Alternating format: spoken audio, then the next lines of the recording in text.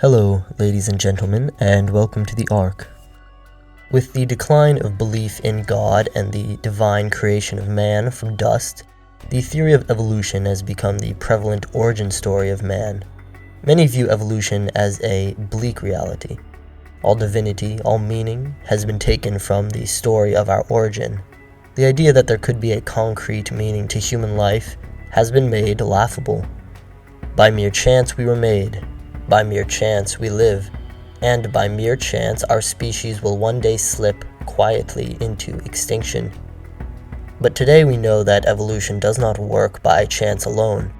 The primary drive of life is not to survive, but to thrive. All life seeks to dominate its environment, to increase itself, to increase its health, to increase its capability to triumph in the face of death, to increase its will. We know that people adapt to their environment during their lifetime and that those adaptations can be passed on to their children. This field of study is called epigenetics. Today, it is nearly impossible not to believe in epigenetics as we look around us and see how greatly our environment and reaction to that environment affects our health. What this means is that evolution is not guided by chance, but by the instinct for thriving, for increased life. Nietzsche philosophized this long before the study of epigenetics had begun.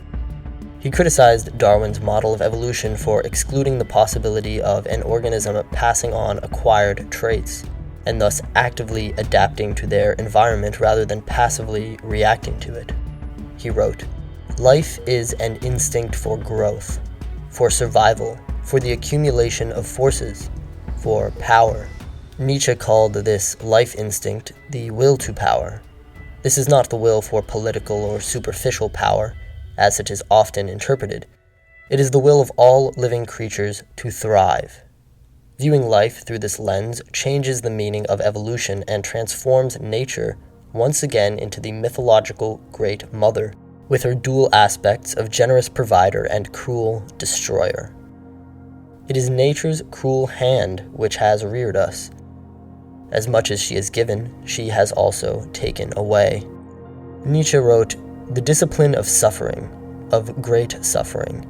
Do you know that it is this discipline alone that has produced all the elevations of humanity so far? Nature has made us suffer greatly. She has afflicted us with endless hardships, sickness, death. But in each death, and in each overcoming, she has made us stronger. She has given us the instincts to overcome challenges again and again, to increase the power of our will. The suffering which nature has inflicted upon us is a gift. If we had not suffered so, we would not have risen to such heights. Without the pressure of evolution, we may well have never dared to venture from the sea." Nietzsche wrote, "I assess the power of a will by how much resistance, pain, torture it endures, and knows how to turn to its advantage." He feared that we had become apathetic, weak-willed, that we had turned against the instincts which had driven us from the sea and onto land, that we no longer had the power to create and to overcome ourselves. This is why Nietzsche posited the Übermensch or Overman as a new goal for humanity, a goal that could reinvigorate our will. Nietzsche conceptualized man as a bridge and not an end, as a rope between beast and overman, a rope over an abyss. But now we stand staring into this yawning abyss, the way forward unclear. The spirit which rules over our time is not one of striving and overcoming. We shrink from hardship and challenge. We are not capable of setting distant goals like that of the Overman. It is the Oedipal mother, the very shadow of nature, which rules over our times. Carl Jung wrote, "The state in particular is turned into a quasi-animate personality from whom everything is expected. In reality, it is only a camouflage for those individuals who know how to manipulate it. The quasi-animate personality of our state is that of the Oedipal mother. She is the overbearing mother who protects her children and allows them to remain infantile, while in exchange she feeds off of them. Or in this case, the individuals who know how to manipulate the state use the infantile citizens to increase their power. On the news and from the mouths of politicians, you will hear the values of equality and safety being preached. They urge you to stay inside, to avoid any dangers, to be obedient, and to follow the official narrative, to self-censor any dissonant thoughts and tear down those who would stand up for themselves. They promise that if you submit completely and give over all the control of your life and all the responsibility you have for yourself into their hands, they will keep you safe. If only you accept this Oedipal bargain and let the boundaries between you and the collective dissolve completely, then you can float mindlessly in the numbing love of the mother. Everyone is equal. Everyone is the same. No one thinks different. The distinction between man and woman, healthy and sick, all become irrelevant as life is reduced to the most basic infantile desires, pleasure and safety. Nietzsche wrote, "The doctrine of equality. There exists no more poisonous poison, for it seems to be preached by justice itself, while it is the end of justice." This modern doctrine of equality is a poison. It seduces those who are too weak to resist the herd instinct and resent those who have the strength to maintain their individuality and strive for excellence. Thus, it weakens and tears down those who stand apart or above the herd. As Nietzsche wrote, the thirst for equality can express itself either as a desire to draw everyone down to one's level, or to raise oneself and everyone else up. Equality has been preached in the past as a powerful idea. The idea that each individual is capable of genius and has the right to strive for excellence rather than live in bondage. But in this new doctrine of equality, we see that everyone is reduced to the lowest common denominator, a mere battery for the matrix, a work bee for the state. This process is what Nietzsche would call the herd animalization of man, the taming of man, the transformation of what nature turned into a noble, savage beast into a meek and obedient pet. Once again, Nietzsche wrote, "To call the taming of an animal its improvement is in our ears almost a joke. Whoever knows what goes on in menageries is doubtful whether the beasts in them are improved. They are weakened, they are made less harmful, they become sickly beasts through the depressive emotion of fear, through pain, through injuries, through hunger. It is no different with the tamed human being. And make no mistake, the preachers of equality and safety know this. They encourage the herd instinct because they want a meek and easily herded flock, a mindless mass of workers and consumers. The key to cultivating a subservient people is separating them from their instincts. Our instincts connect us with nature and ground us in the real world. They have evolved to help us survive and thrive. They tell us when something is deeply wrong with a society, deeply sick.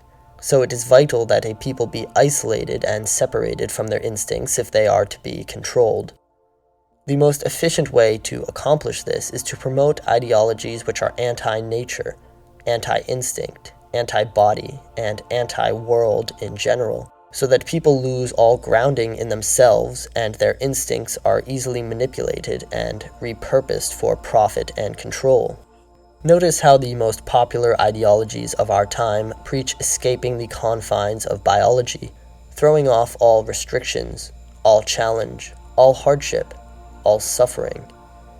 Notice how the field of climate change activism has been almost completely taken over by the idea of a hyper-technological world in which people live in pods, eat food supplements, the infamous bug burger, and restrict birth rates.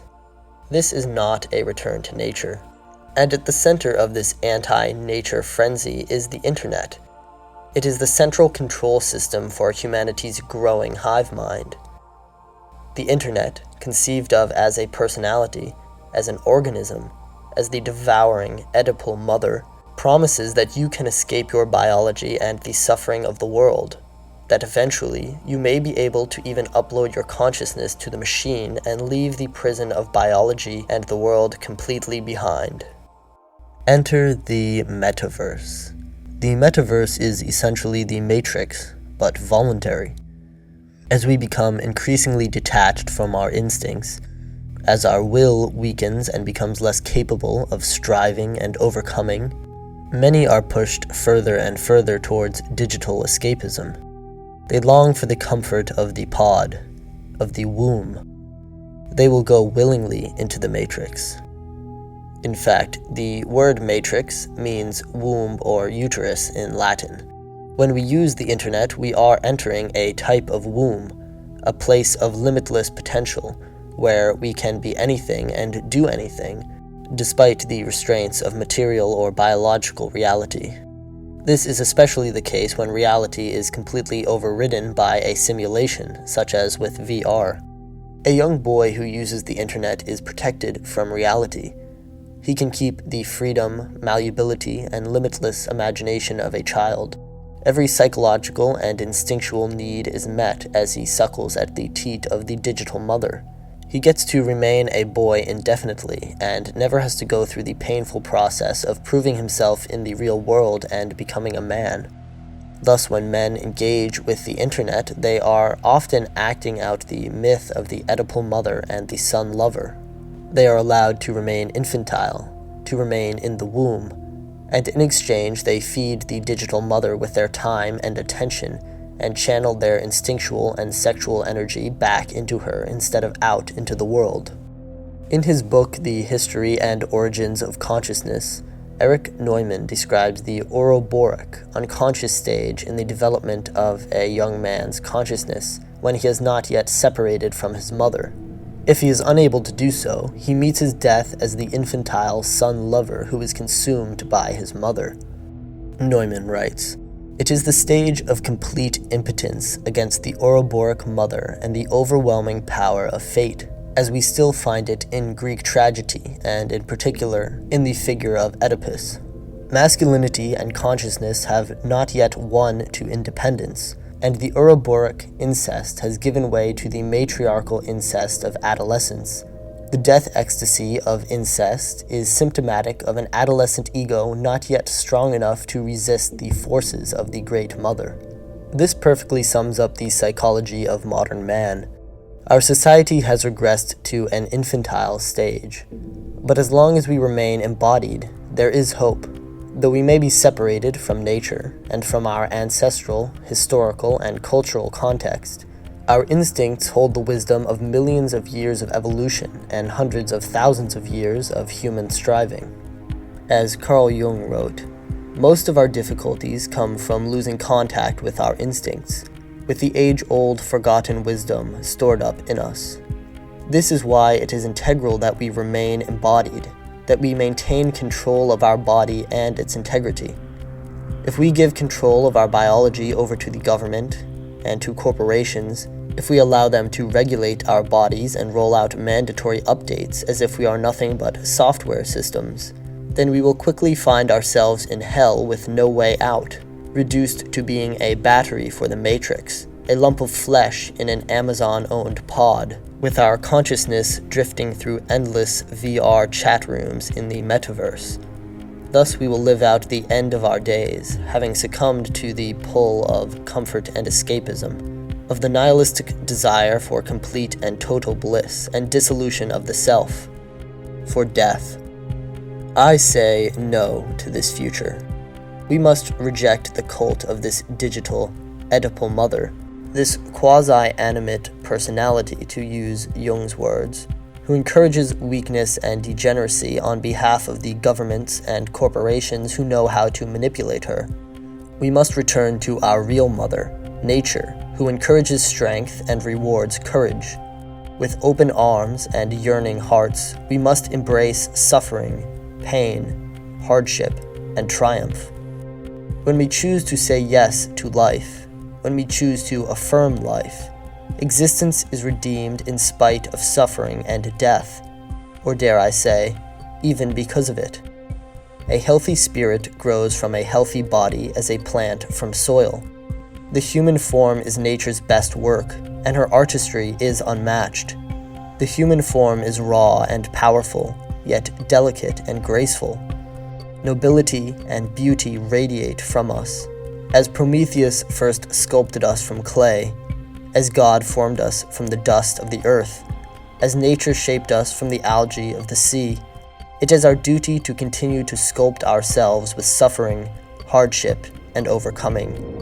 We must undertake the work of gods and continue to draw divinity from the mud and rock, from our flesh, for all worthy gods are sculptors. And so we posit a last hope, a shining beacon calling to us from distant shores, the Overman.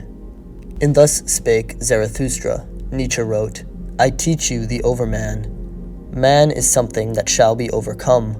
What have you done to overcome him? All beings so far have created something beyond themselves. And do you want to be the ebb of this great flood, and even go back to the beast rather than overcome man? What is the ape to man?